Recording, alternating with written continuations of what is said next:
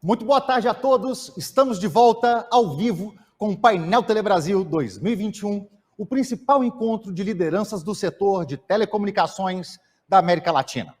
Eu sou Gustavo Brum e acompanharei vocês durante a nossa programação, que acontece sempre às terças-feiras, a partir de hoje, 14 de setembro, e nos dias 21 e 28 também deste mês. A agenda completa do evento você encontra no site que aparece aí na sua tela, www.paineltelebrasil.org.br.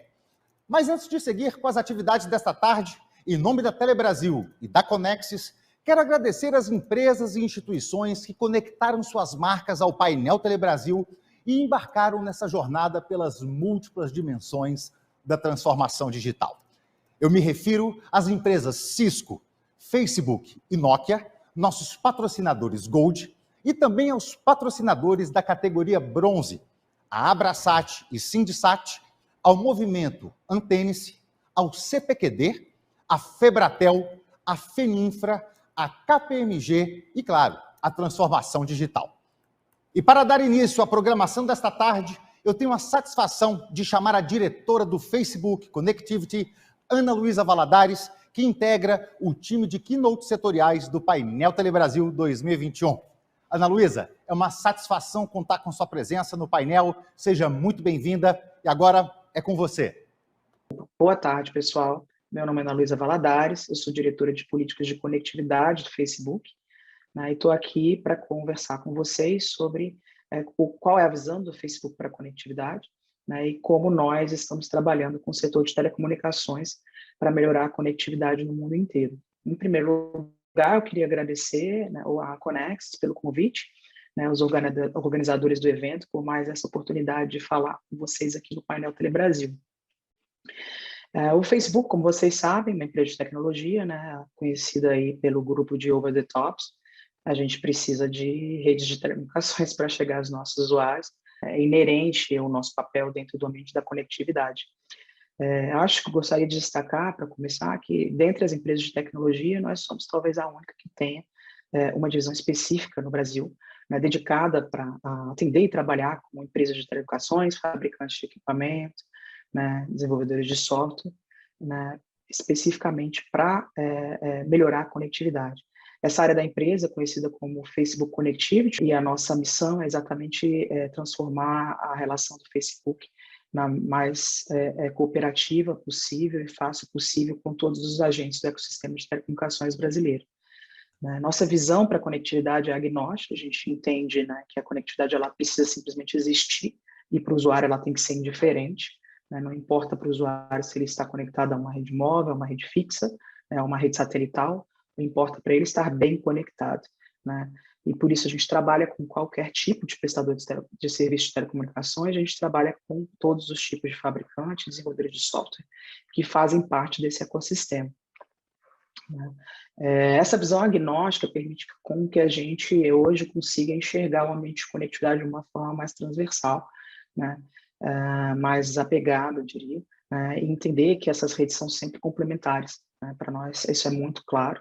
Né? Elas têm papéis diferentes, né? Elas eventualmente podem competir, sim, mas que no fundo elas se complementam, e é isso que é mais importante, é por isso que nós entendemos que é necessário trabalhar dentro de um ambiente cooperativo. E essa é a nossa visão principal para trabalhar com o setor de telecomunicações, né? Cooperação.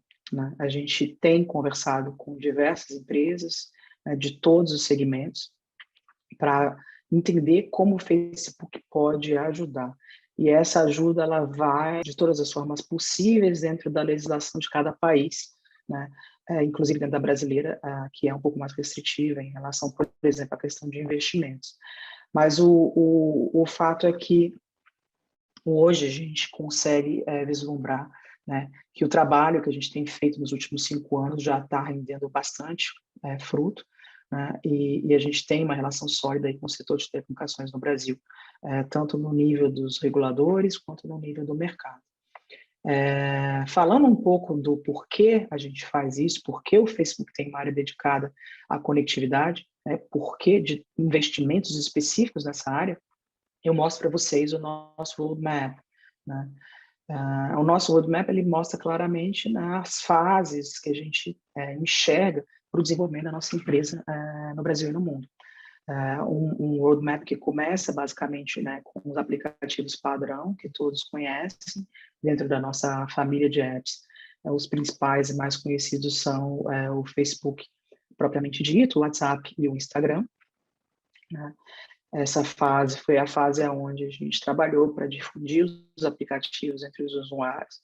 E uma vez que essa fase já está superada, a gente hoje trabalha para oferecer dentro dos aplicativos o maior número de facilidades possíveis, né, para que todas as pessoas consigam utilizar essas plataformas para suas necessidades, né? E aí a gente está falando exatamente da fase que a gente hoje está focado, que é uma fase de oferecer para as pessoas dentro dessa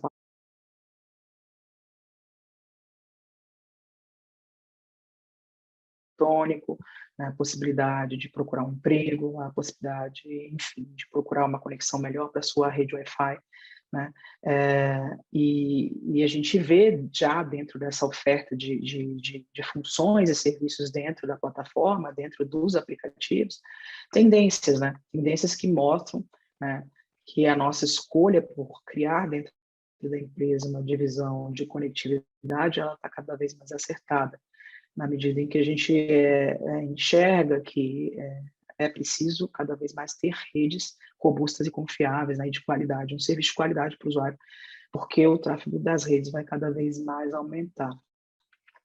A partir, por exemplo, do consumo de vídeo, que no Instagram se mostra vertiginoso, enfim, tantos outros aplicativos que estão aí para demonstrar, como o TikTok, né? Então, seja usando uma rede fixa, seja usando uma rede móvel, o importante é que as pessoas consigam usar esses serviços e terem uma experiência favorável, né, dentro do ambiente conectado. Para além disso, a gente, obviamente, tem aí 3 bilhões, né, e 800 milhões, vamos dizer, esse número, de pessoas que ainda não têm conectividade alguma, né? Então, a gente também está muito focado em atender essas pessoas. E, para isso, a gente desenha os nossos aplicativos, por exemplo, para eles serem ultra leves, né? Acho que você consegue usar o WhatsApp, o Instagram e o Facebook praticamente numa rede em qualquer lugar do Brasil, seja uma rede satelital, uma rede móvel de 2G ou 3G, você vai conseguir fazer com que o aplicativo rode. Claro, não necessariamente com todas as funções, né?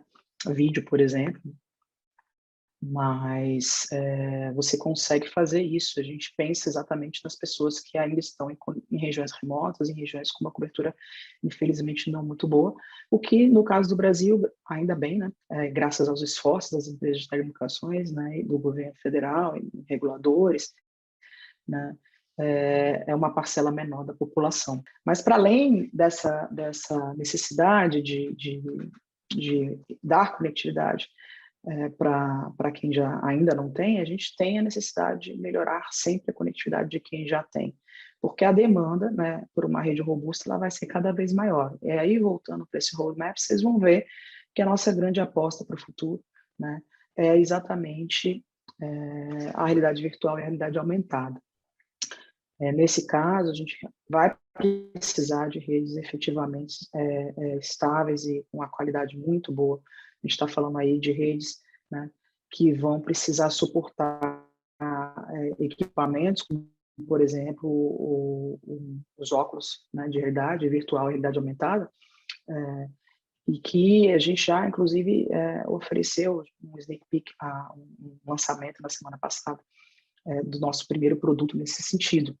Para a realidade aumentada, que é uma grande aposta nossa da nossa empresa, a gente precisa que o usuário esteja bem conectado, seja no ambiente indoor, seja no ambiente outdoor, né? E a conexão seja imperceptível e que a transição de uma rede para outra seja imperceptível, né? Porque você vai estar fora, por exemplo, com óculos, acessando e fazendo gestos onde você conseguirá ter acesso a uma série de informações de serviço, né? E a partir do momento que você migrar para um ambiente indoor, possivelmente você vai usar uma rede fixa, né?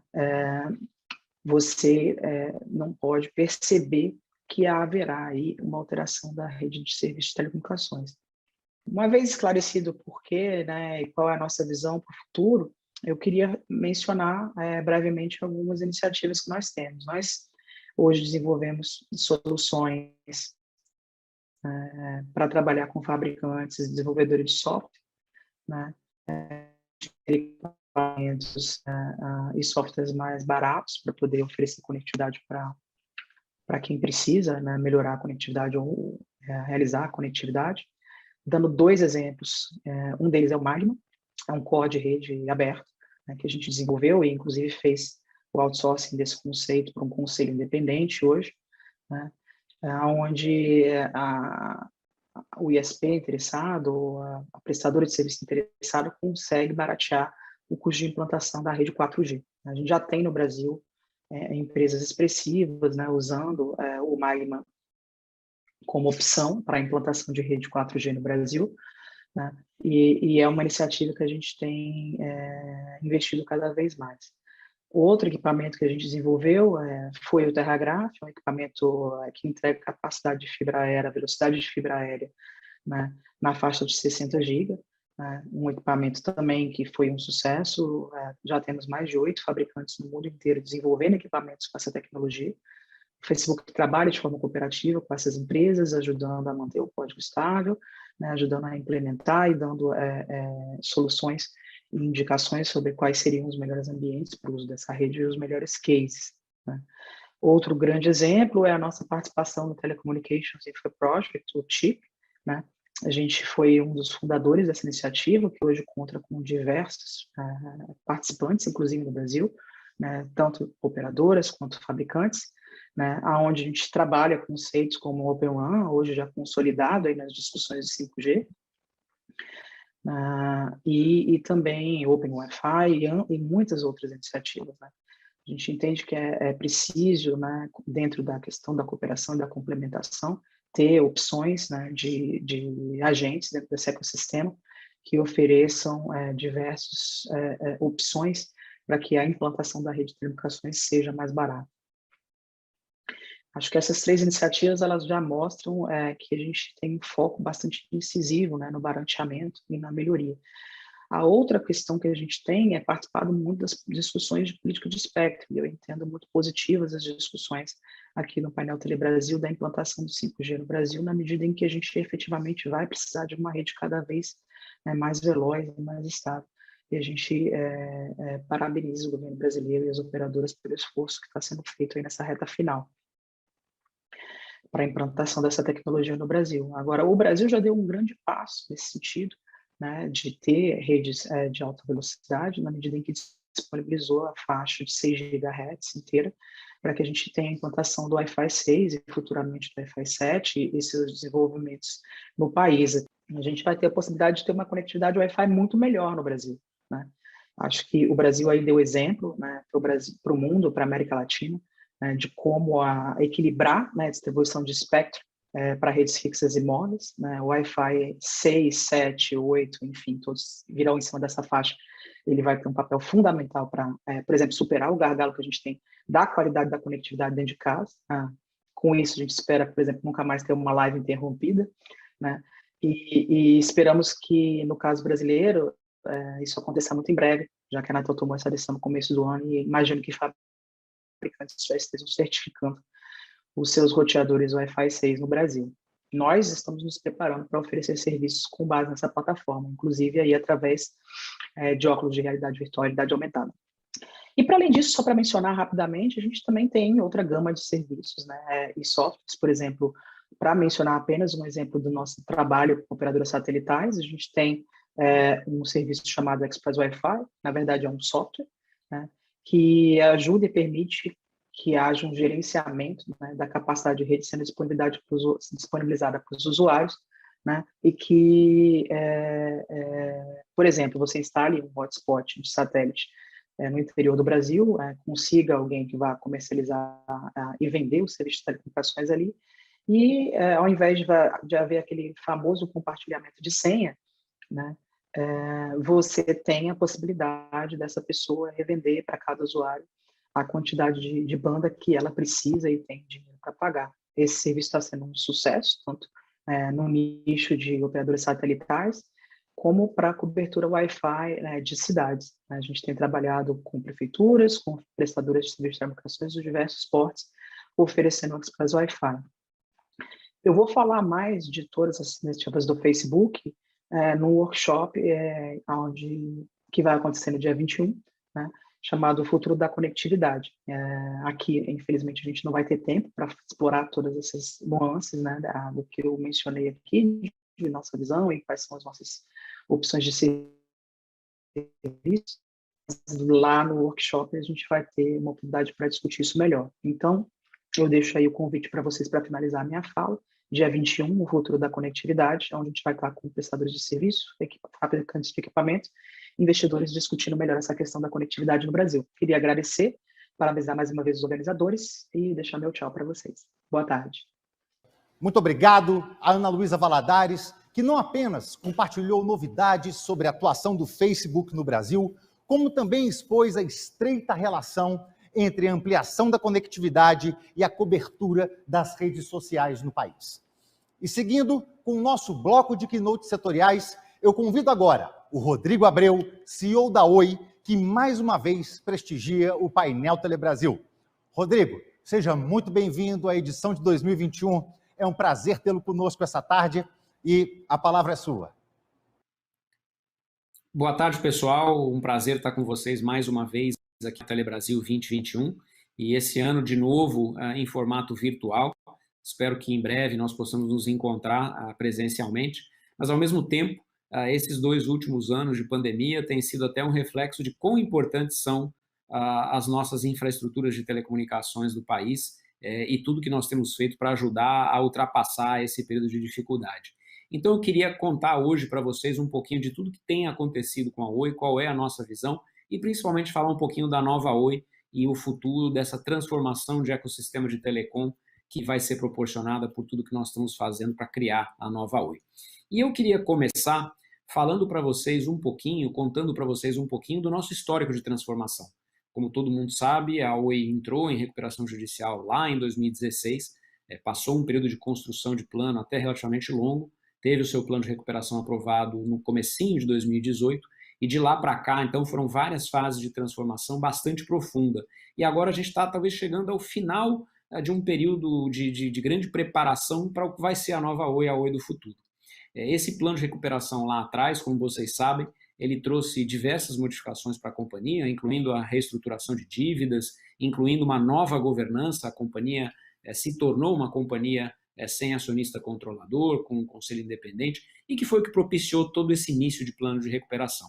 A gente lançou um plano estratégico de transformação em 2019, o foco no core, nas operações core de fibra da companhia, com uma otimização do legado e com uma possibilidade de venda de ativos para realmente ter capacidade de investimento e sustentabilidade futura.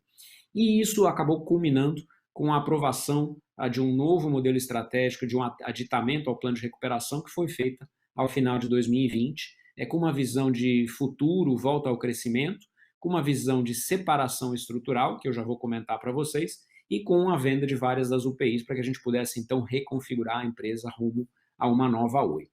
Hoje, depois de já quase 2 anos de trabalho em cima desse plano estratégico, nós estamos com todos os milestones desse ano substancialmente encaminhados, e o foco agora passa a ser totalmente na execução, rumo a uma empresa que o ano que vem vai ser substancialmente transformada.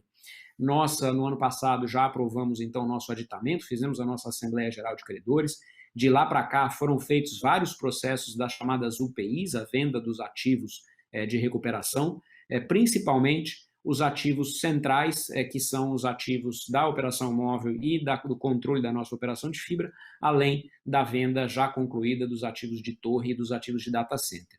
E daqui para frente, o que esperar até o final desse ano, começo do ano que vem, é justamente a conclusão desses processos maiores de transformação e venda de ativos que vão fazer com que a companhia, então, possa começar uma nova vida com um novo modelo e com um desafio muito bem sucedido de reconfiguração rumo à sustentabilidade. E isso tudo começou, além da visão de reestruturação do plano, principalmente com uma visão de separação estrutural. Essa visão de separação estrutural, que não é nova do ponto de vista global de telecomunicações, ela começou a ser desenhada por nós logo depois de lançar o plano, no começo de 2020, e ao longo de todo o ano ela foi desenhada, foi detalhada, acabou sendo aprovada na nossa Assembleia Geral de Credores, e daqui para frente é ela, nós acreditamos, que vai realmente transformar novamente o setor de telecomunicações do Brasil. Para nós, esse modelo de separação estrutural, que está em execução exatamente nesse momento, é a maior transformação do setor desde a consolidação das operações pós-privatização das telecomunicações no país. E o que vai acontecer com esse modelo de separação? Nós temos hoje a Oi integrada, como vocês conhecem, e em função de todas as aprovações do nosso plano estratégico no ano passado, essa empresa vai ser segregada em 3 partes. Uma parte que é a nova Oi, e que é a Oi do futuro, que é a Oi que vai ser sustentável, que é a Oi que vai manter a sua marca, a sua relação com os clientes, e que vai ser basicamente uma empresa de serviços e inovação, centrada nos clientes e que olha tanto para a conectividade, mas também para a vida digital e todos os seus serviços associados. Além disso, nós vamos manter uma parte de participação minoritária numa empresa chamada Vital, que é a chamada Infra, com a empresa de infraestrutura, que vai ser a maior empresa de rede neutra de fibra do país e que vai possibilitar, então, uma ampliação do acesso à infraestrutura no país para todas as operadoras, criando, assim, a visão que a gente chama de todos os futuros de telecom no nosso país. E, finalmente, uma última separação é a separação da Oi Móvel. A Oi Móvel é uma operação que está sendo separada para venda, para a conclusão do seu processo de venda, que já está assinado, e esse processo de venda é fundamental para viabilizar a transformação da Oi na nova Oi. E isso vai fazer com que também seja reconfigurado o setor móvel, a gente passa a ter um setor móvel com aumento de investimentos, com mais competição e com um modelo que funciona daqui para frente. Então, essa visão de como levar o que a gente tem hoje como uma empresa integrada, mas que precisa passar por uma reconfiguração para um novo modelo baseado na separação estrutural, sem dúvida nenhuma está no centro, não só da nossa transformação, mas na transformação também do setor brasileiro de telecomunicações. Olhando para a principal novidade dessa estrutura, que é a criação da rede neutra da Vital, da empresa de infraestrutura, que é uma rede neutra única, com abrangência nacional, com capilaridade, com qualidade, e que nós esperamos que viabilize todas as possibilidades de conectividade, não só para a Oi, mas para qualquer operadora no país, grande ou pequena. A Vital, como vocês sabem, nasce do coração da infraestrutura de fibra da Oi, e ela nasce com uma rede de mais de 400 mil quilômetros de fibra ótica, é a maior abrangência de fibra ótica do país, cobrindo mais de 2.300 cidades com fibra, e essa presença de fibra certamente vai ser ampliada com uma forte expansão regional, e isso faz com que, sem dúvida nenhuma, essa infraestrutura seja viabilizadora da presença de vários prestadores de serviço e operadores, ISPs, grandes operadoras em todo o país, com um nível de qualidade muito elevado. Nessa infraestrutura, mais de 60% dos municípios têm, por exemplo, redundância total de rede, e que vai acabar sendo, além da viabilização, da expansão da infraestrutura de fibra no país para os serviços, tanto para empresas quanto para usuários finais, vai ser também uma infraestrutura viabilizadora do 5G. Sabemos que na implantação do 5G, cada vez mais vai ser indispensável a presença da fibra ótica e da capilaridade de fibra ótica para levar, assim, a promessa da grande capacidade de conexão e de serviços inovadores no 5G, e para isso a fibra da Vital vai estar lá. E além de toda essa expansão da infraestrutura básica, a expansão da Vital vai também fazer com que a fibra chegue até dentro da casa dos usuários. Então, nós sabemos que a Oi começou um processo de expansão de fibra bastante acelerado já há pouco mais de 2 anos. Esse esforço foi muito bem sucedido, tem sido muito bem sucedido, e a segregação da Vital possibilita, então, que exista uma continuidade nesse investimento também para os próximos anos. E a visão é de chegar a mais de 30 milhões de casas passadas dentro de mais ou menos 4 a 5 anos. A visão, então, não só continua a executar aquilo que já começou com o novo plano da Oi, mas permite que essa infraestrutura de casas passadas também possa atender a outros operadores, viabilizando, então, essa promessa da massificação da fibra ótica no país. E isso significa, com a Vital, não só a massificação da infraestrutura, mas também a possibilidade de que essa infraestrutura sirva para uma verdadeira transformação das ICTs, das tecnologias da informação e comunicação em todo o país, olhando desde a internet das coisas e 5G, até os modelos as a service, como a infraestrutura e plataformas de computação em nuvem, até as velocidades que certamente vão continuar aumentando continuamente para chegar às gigavelocidades, aos vídeos de altíssima definição, até aplicações novas que vão ser disponibilizadas por todos os clientes da Vital, olhando para o consumo, para a explosão do consumo de vídeo, para a explosão das novas aplicações e levando então a rede neutra para realmente causar uma revolução no consumo de serviços de tecnologia da informação e comunicação no país. E essa separação estrutural, por outro lado, também viabiliza a própria criação da Nova Oi. E o que vai ser a Nova Oi no futuro? A Nova Oi vai ser uma plataforma de conectividade e de serviços digitais que vai ser leve em ativos e com foco nos clientes. E para isso ela já desenvolveu o que é a sua visão e a sua missão. A sua visão é de ser líder em soluções digitais e conexões de fibra ótica que melhorem a vida das pessoas e das empresas em todo o país, com uma missão de criar novos futuros levando a vida digital para todos. Quais são os ativos com os quais nasce essa Nova Oi, além da sua participação minoritária na infraestrutura da Vital? Nós trazemos como ativos para a Nova Oi toda a nossa base de clientes B2C e PME. É uma base que chega a mais de 10 milhões de residências, a quase 1 milhão de empresas em todo o país, com serviços de fibra, com serviços digitais, com serviços de TV e conteúdo e também com infraestrutura de cobre legada. É também a base de clientes B2B do Oi Soluções, então as grandes corporações levando conectividade, levando serviços gerenciados e cada vez mais levando soluções de TI. É a infraestrutura digital associada a essa base de clientes, tanto para a TV, quanto para os serviços digitais, quanto para os serviços legados. Então aí a gente tem, além do uso da infraestrutura da Vital, também uma parte de infraestrutura própria, que inclui IPTV, que inclui DTH e que inclui ainda a manutenção do cobre. E finalmente todos aqueles ativos agregados para poder continuar atuando com a marca Oi, que não vai mudar na sua presença junto aos clientes finais. E isso significa a marca, os canais, a Serrede, a Tato, com uma presença e operações nacionais. Daqui para frente, o que esperar desse foco de execução da Nova Oi? Nós temos basicamente 4 desafios até completar totalmente essa transformação, essa transição de uma Nova Oi que passa a ser, então, sustentável. O primeiro deles é o fechamento dessas operações estruturantes, então, até o primeiro TRI de 2022, nós esperamos concluir completamente as transações de segregação da empresa de infraestrutura e da Vital e de venda da participação na operação móvel. O segundo desafio é a transformação organizacional e a readequação, a reestruturação da nossa estrutura de custos, é fazer com que, de fato, a empresa se torne mais leve, já voltada para o foco no cliente final, já voltada para uma empresa leve em ativos e que consiga, então, cumprir o seu terceiro desafio, que é a aceleração dos negócios core e de novas fontes de receita. Todos nós temos acompanhado o que o mundo inteiro de telecom tem tentado fazer ao desenvolver novas fontes de receita e agora, no caso da Oi, isso passa a ser uma estratégia central da companhia. Além do crescimento na infraestrutura baseada na fibra, também nós vamos ter um foco muito grande no crescimento de serviços digitais e crescimento de novas fontes de receita. E, por fim, para que essa transformação seja completa, entra o último elemento, que é o equacionamento da concessão de telefonia fixa. E ele é não menos importante porque, na prática, ele significa quase que o fim de uma era, que é o fim da era dos serviços baseados em cobre e que tem ainda alguns anos pela frente, mas que certamente vai passar por um período de transformação muito grande, com a redução da base de usuários, com a redução da infraestrutura e, finalmente, o equacionamento dessa concessão, que é a concessão do STFC.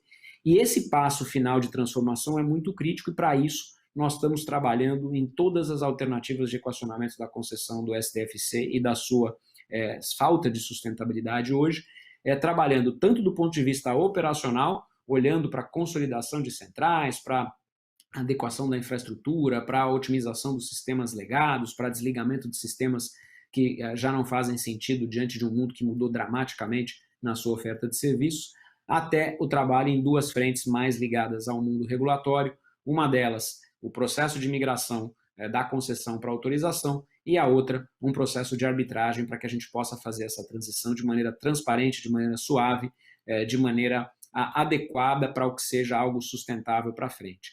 E isso vai fazer, então, com que a gente consiga se libertar do que a gente chama a âncora da concessão. A concessão foi absolutamente crítica lá no começo da privatização para fazer com que o mundo de telecom realmente crescesse de maneira completamente diferente do passado, mas desde então deixou de ter sustentabilidade e hoje ela acaba sendo uma âncora para o crescimento dos novos serviços, da fibra, dos serviços digitais, dos serviços mais ágeis, porque ainda carrega custos e obrigações desatualizadas, fazendo então com que a gente tenha uma necessidade muito grande de fazer essa transição da concessão para a autorização. Essa adaptação do modelo e essa migração de autorização de concessão para autorização é uma solução público-privada que deve ser perseguida e ela traz um equilíbrio necessário para que possa existir tanto o objetivo, o cumprimento dos objetivos que começaram com a concessão de prestação de serviço no país inteiro, mas ao mesmo tempo também na manutenção de um ambiente equilibrado de investimentos que permita à empresa olhar para frente sem a necessidade de olhar para uma operação que gera prejuízo. Essa arbitragem que nós instauramos contra a Anatel, ela é parte desse processo, ela é parte predecessora desse processo de migração e a gente imagina então que vai ser viável e possível ter uma discussão bastante produtiva para olhar para os 4 elementos de discussão nessa arbitragem, que são a insustentabilidade, o saldo do PGMU, o equilíbrio econômico-financeiro e a indenização, até mesmo pela utilização dos ativos que continuam a receber investimentos da concessionária para prestação de serviço, fazendo com que a gente consiga então ter uma migração suave e uma incorporação do que seria essa nova autorização para serviços de telefonia fixa, já em um mundo novo, que é o mundo da nova Oi. Com isso, a gente espera então cumprir um processo bastante longo, bastante complexo, bastante detalhado, mas esperamos nós super bem sucedido de transição, fazendo então com que esse novo modelo estratégico da Oi e essa separação estrutural possam de fato redesenhar o cenário de telecom no Brasil, com uma nova Oi sustentável e competitiva, com uma Vital, que é uma rede neutra viabilizando a massificação dessa infraestrutura de fibra no país, com a democratização da banda larga de ultra velocidade e fazendo com que a fibra seja de fato o principal meio de acesso para todos os usuários do país, fazendo com que seja possível viabilizar o 5G sem duplicar investimentos, otimizando os investimentos em infraestrutura da melhor maneira possível, trazendo uma sociedade, empresas mais conectadas com soluções multiplataformas que tenham na infraestrutura o seu viabilizador e não o seu problema, e finalmente levando o nosso setor para uma regulamentação atualizada, a uma nova dinâmica de atividade, de serviços digital e de plataformas que já não tem nada a ver com aquelas plataformas que existiam lá no começo, na nossa privatização. E aí, com isso, a gente cumpre a promessa de trazer essa nova Oi, criando novos futuros, levando a vida digital para todos. É um processo longo, é um processo que a gente sabe que tem ainda vários passos pela frente, mas felizmente ele tem conseguido ter uma execução muito bem sucedida de todos os seus passos até aqui, e nós temos certeza que com o foco da companhia, com uma boa interação com o setor público, com os reguladores, com a Anatel, com os próprios pares do setor, nós certamente vamos conseguir levar esse processo de transformação até o final de maneira muito bem sucedida, redesenhando então o nosso setor daqui para frente. É isso, obrigado pela presença de todos e certamente vamos ter boas discussões ainda nos painéis daqui a pouco. Obrigado, um abraço. Agradeço ao Rodrigo Abreu, sempre muito preciso e objetivo em suas mensagens. Nós estamos agora encerrando esse segundo bloco de keynote setoriais, porém, antes de passarmos para a próxima atividade, quero lembrar que a programação ao vivo do painel Telebrasil acontece em links específicos da nossa plataforma de transmissão. Portanto, ao final de cada sessão, é importante que você mude desta janela virtual para a janela do próximo conteúdo que aparece aí na sua página de transmissão, ok? Eu encontro com vocês em poucos segundos.